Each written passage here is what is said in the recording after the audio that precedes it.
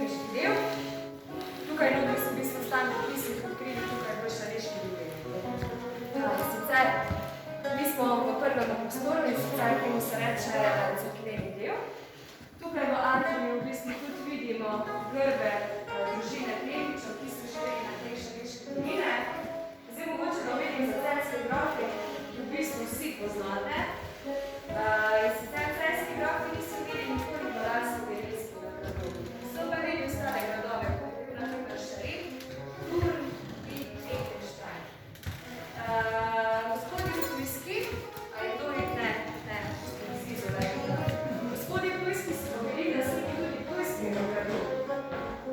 Istočasno pa tega Velenskega, ne? Zdaj, tu pred nami je v bistvu oltar svetega Jošta, ki izhaja iz cerkve svetega Jošta, iz Faškega Kozjaka in je v bistvu rekonstruiran deloma, kar vidite na dnešni del je v bistvu original, kar je pa se dnešni del je pa še rekonstrukcija. Ker namreč ta oltar so v srednjem veku razvili iz neznanega razloga, predvidevajo razgradnega material, ampak v bistvu se ne zavedajo, da so naredili tako škoda zaradi tega, ker to je eden izmed redkih panitnih oltarjev v srednjem veku. Ponovadi so oltarji vedno iz takšnega mesta, iz marmorja. Zdaj, tukaj vidimo skulpturo svetega Jošta, na vrhu v bistvu relief Marijinega kronanja. Potem, na tej strani, ki stoji Gospod, je pa romanski presbiterij, sicer kot rekonstrukcija. Original stoji v grajski kapeli,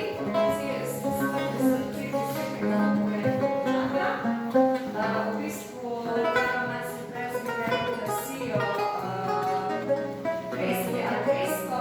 Zdaj malo se stavim še videli, tukaj smo še s telefonom pomagali, tukaj vidimo, da se gleda. V cerkvi svetega Muhorja je Fortunato, Šoštanjo. V bistvu, ja, to.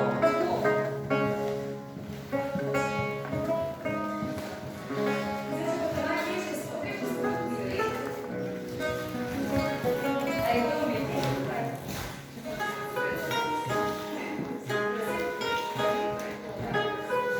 Ne te vrste. Aha, glasba. Ok, sicer, zdaj gremo na freske, v bistvu tudi tehnika slikanje na videored. Sicer, tukaj vidimo rdeč barva, slikanje na videored. Kar se te freske ne zdrži. Notranji del pa se vidi, da v bistvu že izbrisan, torej se vse je želično, na nek način. To je bilo pa slikanje na suhi med. Zato se je ta rdeča barva najbolj ohranila. Ok. Je pa v bistvu ta romanski presbiterij bil grajska kapelica pustega gradu v Šoštanju, sprva. Pol skozi stoletja so še dogradili, a ne preostali del, da je potem cerkev ven nastala. Ker ponavadi gradovi so vedno imeli svoje kapelice. To si bomo tudi malo prej, bomo šli z gradu, si tudi pogledali, a ne? Potem na tej strani sta dve kamniti plašči. Pardon. Zdaj, Šaleški grad vsi poznamo. Vemo, da se Šaleška dolina imenuje po Šaleškemu gradu. Šaleški grad je eden izmed prvih gradov, ki nastal v tej dolini. In sicer tukaj hranimo original ploščo od Uršule Lucine Rašusel, ki pa je v bistvu bila lastnica tistega gradu, torej Šaleškega gradu, in je bila tudi protestantka. Kar za Šaleško dolino je bilo v bistvu bolj katoliški del, je bilo kar en tak wow, ne? Potem tukaj vidimo nagrobno ploščo ljubljanskega škofa Tomaža Hrena. Ko sem že prej omenjala protestantizem. V 16. stoletju Šaleška dolina se spreobrne v protestantsko vero, še posebej tukaj ta Baltazar Wagen, ki sem vam prikazala zastavo.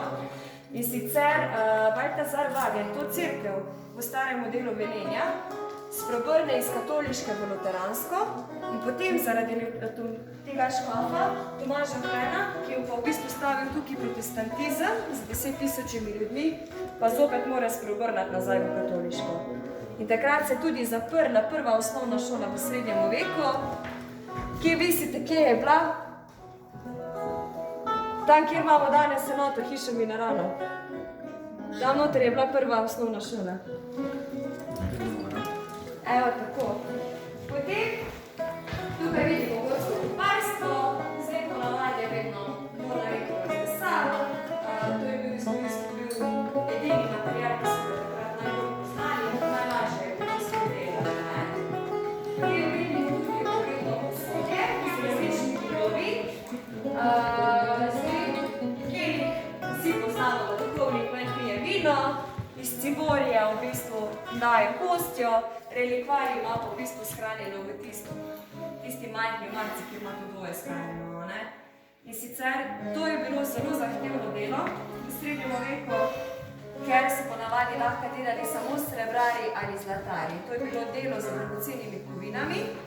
Pri samem dizajnu, torej pri obliki, so pa pomagali arhitekti. Si boste malo znali predstavljati. Ok.